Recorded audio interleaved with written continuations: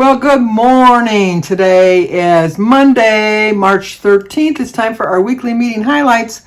And there's doing this month is, forget what it was called. Oh, your weight loss questions answered. And this is week 2. Or is it week 3? I don't know. I think it's week 3. Anyway, it's how do I get past a weight plateau? Usually at this point of the video, if you're new to my channel, I share how I've done the previous week. If you're new to my channel, I just wanted to share that I have given up the scale for Lent. So the last time I weighed was on February 20th. I think I weighed 256.6. I think I shared that. Yeah, I did share that video. 256.6. I was getting too close to 260. It was time to hit the brakes. Hit the brakes, as they say. My goal is to lose 7 pounds by Easter Sunday. I will weigh myself on Easter Sunday. I'll weigh I'll weigh myself again on Monday, Easter Monday, because that is my regular weigh-in date. But since I gave up the scale for Lent, I just was curious to see. Plus, I'm going to have ham on Easter Sunday, and we all know that leads to a little bit of a weight gain. So if I was to tell you how I think I would look on the scale right now, I think I've definitely lost my 3 pounds. I think I've lost 1 pound a week. I've done very well, and but I don't know for sure. But I can tell by my clothes, how I'm sleeping, how I'm feeling, how I'm moving, that I'm heading in the right direction. And I do think that this was the right choice for me at this particular time in my journey. But now it's talking about how to get past a weight plateau. When the scale won't budge for a few weeks, your thoughts might feel stuck on that one single number. Nudge your focus in a different direction and weight loss may follow. I think that this is one of the main reasons I decided to give up the scale, because I would think I was doing so well. And then I would get on the scale and the scale wouldn't show me that I was feeling the same way. And a lot of it is a weight plateau. Your body sometimes, a lot of times what we can do is like, we'll stick to our plan perfectly and do everything exactly like we're supposed to. And we get on the scale and it might nudge a point, 0.1, 0.2. And then you'll go on the next, you think, well, I'll give it another week. So then you give it another week, you get on the scale, 0.2, 0.3. You're like, ugh. You're losing, but your mind still says, you know what, I could have just gone to the bathroom, and that's why that's that. You know, like your mind just works in a different way. And then you get on the scale the 3rd week, and it's like 0.4. You think, well, you're moving steadily up, but you're still not moving like at least 1 pound or 2 pounds a week is what they say recommended is a good healthy loss. So you say, forget it. You're not realizing that your body might be in some sort of a plateau. Sometimes a plateau means that you stay the same for weeks on end and you never change your weight, and that gets discouraging. Sometimes a plateau is just like a 0.1 or 0.2 for a couple weeks. So you get discouraged and you go crazy. You go completely off the rails. And then the following week, your plateau is ended and you lost like 4 pounds.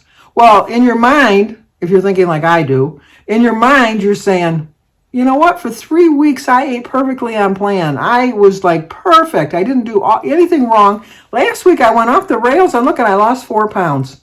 I think my body just needed that extra food. No, your body just was done with its plateau. It was ready to move on. But unfortunately, you didn't give it enough time, and you went crazy.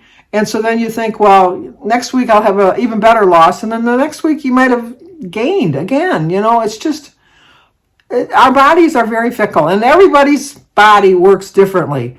I can like really struggle really hard to lose just 1 pound in a week. And another person, the same age, same weight, everything as me, can eat the exact same foods that I've eaten and get on the scale and lose 2 pounds. It's just the way your metabolism works.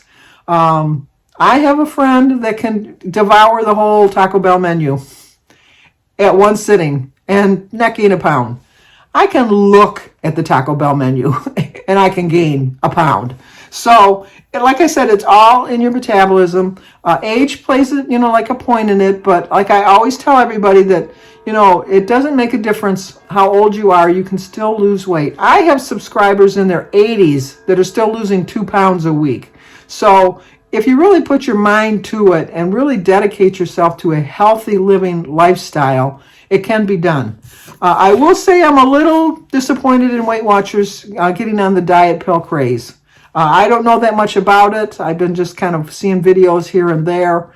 But I think Jean Nitsch is rolling over in her grave, because we've been told for how many years that it's just a matter of eating healthy. Have your non-scale victories. Have all of that. And now all of a sudden they're saying, here's a little thing to help you along. I don't like the direction the Weight Watchers is going. That doesn't mean I'm going to stop going to Weight Watchers, because when I follow the plan as it's written before they bought the diet pill industry, I was losing weight. Granted, I've gained weight. I've gained back close to 50 pounds. But that's not because of Weight Watchers. That's because I was going back to my old way of eating and not following the Weight Watcher plan. When I joined Weight Watchers and followed the plan, I lost like 96 pounds. And I can do it, and I will do it again, following the Weight Watcher plan. I do not have any intention of taking any aids to help me along. Now, some people might need something to help them along. I don't have any problems with that. Some people might need the medication. If you need it and you know it's what you need for your journey, then take it. If you need surgery, do it. Do whatever's best for you. I'm just talking what's best for me. I am not preaching to anybody telling you not to do what you have to do. Do what you have to do to lose your weight, to get to a healthy lifestyle. And if that involves surgery or going on a no-carb diet or doing the NOM diet or just, what's that other one? Where you don't eat any gluten. I forget what the name of it. Intermittent fasting, keto. Whatever it is, whatever works for you is what you should do. You really should do. And just because Weight Watchers has gone in a different direction necessarily doesn't mean you need to quit. Still follow the plan. They're still giving you the right tools to follow the plan, and that's what you need to do. And when you hit a plateau, all the more reason that you need to follow the plan. All the more reason. And it's just, they say that different things are shortcuts. There's no shortcuts to weight loss. There definitely is no shortcuts to weight loss, because you can try like any kind of plan that you want to do, whether it's surgery or a different plan than Weight Watchers and stuff.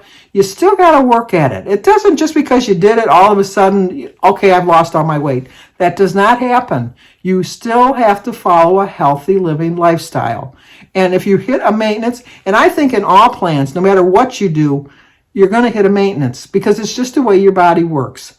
And you just have to have the realization that this is the way my body works, and accept the fact that this is how my body works. And just switching around to different plans is not going to work unless you really follow the plan and realize that no matter what route you take in your journey, you still got to work at it. You still have to work hard. It just doesn't automatically happen. As much as we'd like it to automatically happen, it just doesn't. Now, I know that sometime in the future, when I'm dead and gone, they'll come up with some kind of plan that, because science is always evolving, and it'll take care of it. But until then, I have to eat healthy and realize that my body's going to go into maintenance mode more often than I would like, especially now that I'm older. But that doesn't mean that I can't lose weight. I definitely can lose weight if I stick to it.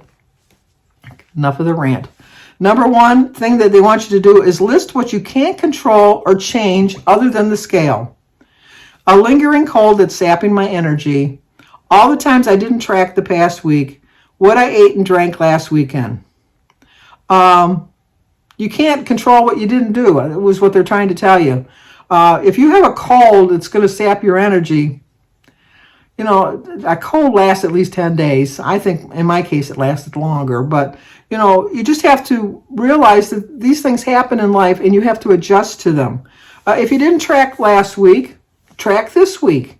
If you ate too much over the weekend, today's a new day. Start again and just forget about the weekend. Learn from the weekend. Learn where you made your mistakes. Think about what made you go off your journey. What made you take a different road? What made you say, you know what, I'm going to step over this way and do this instead of that. Think about it and really reflect on it and figure out, was it because I was mad at so-and-so and so I thought I'd have a cookie and that would make me feel better? Or is it that you just were mindlessly eating while you were preparing a meal for somebody? I realize that we all have to taste as we're cooking, but that doesn't mean we have to get like a side bowl of whatever it is and eat it. So think about where you might have made a mistake over the weekend and learn from it. Number 2, list the things you can control that will support your journey. I can track consistently, move more, be easier on myself, and celebrate my non-scale victories. My non-scale victory over the weekend was yesterday. I have a gift card for Outback, and I so wanted to go to Outback because I love Outback, and I thought it's not going to cost me a dime. I have a gift card. It's $50. I'd be able to eat there with no problem. But then I thought to myself before I made the decision to go, Friday I went to the pancake house and had some pancakes. Wednesday I'm going out to celebrate my sister's birthday at the Texas Roadhouse. Fridays Jim and I go out for fish and chips. Can I really afford to add another takeout meal to my roster? And the answer was no. So I just made a sandwich. So I had just like on a sub roll, a little bit of extra points, but you know what? It was way less points and less temptation than going out and having like a whole meal, which I think would probably be like 75 points, my Alice's Spring Chicken, between the chicken. You would think chicken, but then they put bacon and mushrooms and honey mustard and all that stuff on it. And then you have the baked potato loaded, and then you always have not always, but I have a salad with it. So it's just, you have to realize that sometimes your non-scale victories are really very important. And I think that we kind of shuffle them off to the side and think, well, so what? I didn't eat out yesterday. Big deal. It was a big deal. It really was a big deal that I didn't go out to eat, because it would have been so much easier just to have somebody else prepare my food and bring it to me at my table. It would have been so much easier. But no. So I feel that non-scale victories do make a difference. And number 3, choose one, then plan for how it'll make it happen. They say to set a reminder to track my meals after dinner every night. I don't need another alarm clock. I'm retired. You don't need an alarm clock when you're retired. Although this past week I've had to use an alarm clock to get up to bring my sister someplace. And that was early. But anyway, so I had to print it off today because I couldn't get it to print on my thing. Anyway, let's dive a little deeper. There is a reason so many members ask about how to overcome a plateau. They happen to everyone. We're all in this together. But knowing that unfun fact may not help you feel any less frustrated or discouraged, especially if you've been feeling dialed into your healthy habits. This is so true. I think this is one of the main reasons that I've gone off the rails this past year and a half. Is like I would think that I'm eating perfectly, but I'm not losing as fast as I want to. And then when I hit my plateaus, they really were discouraging. And I had the attitude, which I realize now is the wrong attitude in some sense, is that I'm just going to live my life. I've reached the age, I'm 72, I'm just going to reach the age where I'm not going to worry about my weight. I'm just going to live my life. Well, I want to live another 20 years, at least. I'm not going to do that eating the way I was eating the last year and a half, gaining all that weight back. I don't want to get back to where I was. And the only way I'm going to do that is by realizing that my body's going to reach plateaus at certain points in my journey, and I'm just going to have to deal with it. Suck it up, buttercup, as they say. And just know that, look back at the week and see, did you really do as well as you thought? Really? Because you might think, that's the best part about tracking is like you can look back and see. Now I track in a book, in a journal, in a journal, not a book, but in a journal, and then I track on my app on WW's website. I can look back at the previous week and think that, well, you know what, I think I did really well last week. And then I can look and see, well, on Monday you had a bagel, and then on Tuesday you had some cinnamon toast, and then on Wednesday you had a sandwich, and then on Thursday you had a sub roll, and then on Friday you had pancakes, and then Saturday you had oatmeal. Okay, I can look at all that. I stayed within my points for the whole week, but I had a lot of carbs. My body does not handle carbs well. So looking back, I can say, even though I had a blue dot, even though I was like within my points each day, my body was kind of heavy on the carbs, and maybe it's a little slower digesting them, breaking it down, getting rid of it. So that's why it's important to really think about what you might have done to keep yourself at a plateau. Once again, it happens. Your body just has some time to catch up where you're going. It just really does. When I first joined Weight Watchers, I think I lost like 25 pounds in 6 weeks. So I did really well, but then the brakes were hit, like it took about 6 weeks for my body to readjust. The fortunate part about for me was that I had just started my journey, and so I was able to accept it. I'm 6 years into this now. So after 6 years and I haven't reached my goal yet, it does get a little discouraging. And sometimes when I hit that plateau, I don't want to realize that it's a plateau. I just kind of get discouraged. And I'm human. I make mistakes. I realize that this is what happens to some people. I just have to get I just started Weight Watchers mindset back in my mind and realize that, plateaus happen. So what can help? Shifting your focus away from that one pesky number and towards all the things that you can control. This helps you respond to a plateau with a clearer mind and gets the scale moving again. This was one of the main reasons why I decided to go the 7 weeks without getting weighed. It was a risky move. I'm not saying it wasn't. It was, especially with my history of the past year and a half. But I really, truly believe it was something I needed to do because I was so focused on the number on the scale, and I would do so well for the week. And then if I didn't lose at least 2 pounds, I would get discouraged and think, you know what, I did all of that for a lousy half a pound. Even though my goal is a half a pound to a pound, I can say it as much as I want, but in my mind I hadn't accepted that. So I think that going the 7 weeks and getting on the scale after 7 weeks and seeing 7 pounds lost, that's going to be my reinforcement to say, okay, if I hit a plateau, I can go a little bit farther. I truly, truly believe in all my heart that I will lose at least 7 pounds because I am truly, if I was to weigh like I said, if I was to weigh myself today, I really do believe in my heart of hearts that I've lost at least 3 pounds. I really, truly do because I've really been doing really well with this. And once again, it's because I don't have the mindset of like, oh, I hit a plateau. Because maybe one week I might have lost 2 pounds, and then the next week I might have just stayed the same. But if I would have seen that on the scale, I would have thought, last week I lost 2 pounds, and this week I didn't lose anything. So I think this is the plan that's going to work for me. It doesn't mean you need to overhaul your entire routine. Making tweaks if necessary or stay zeroed in on what you've been doing. Tracking, planning your meals, being active, and celebrating all your non-scale victories. Remember, you're in charge of your healthy choices and how you measure progress. Put yourself in the driver's seat in these ways, and soon you'll be back moving steadily towards your goal.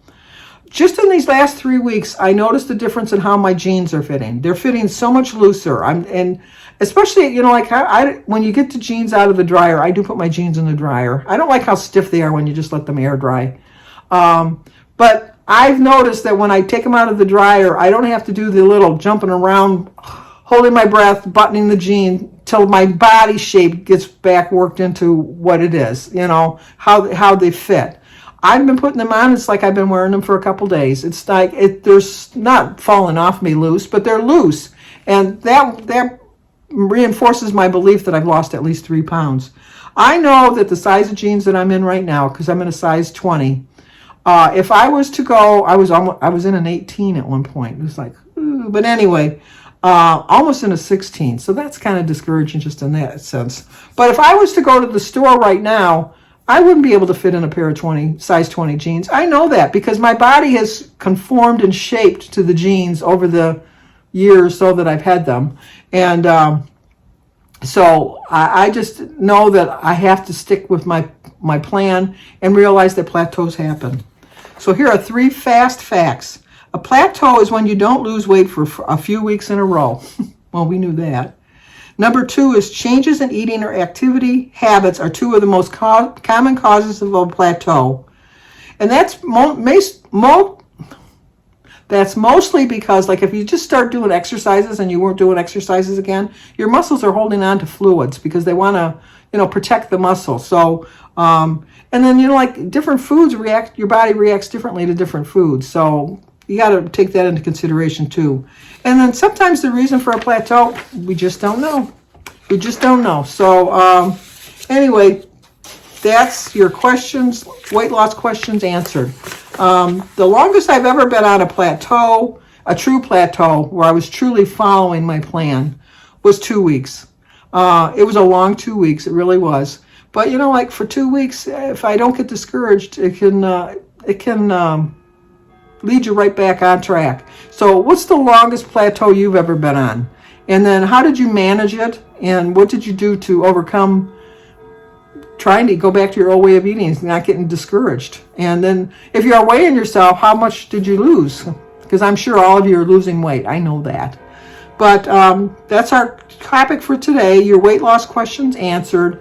If you have any questions for me, please put them in the comments down below and I will answer them. I do answer all my comments.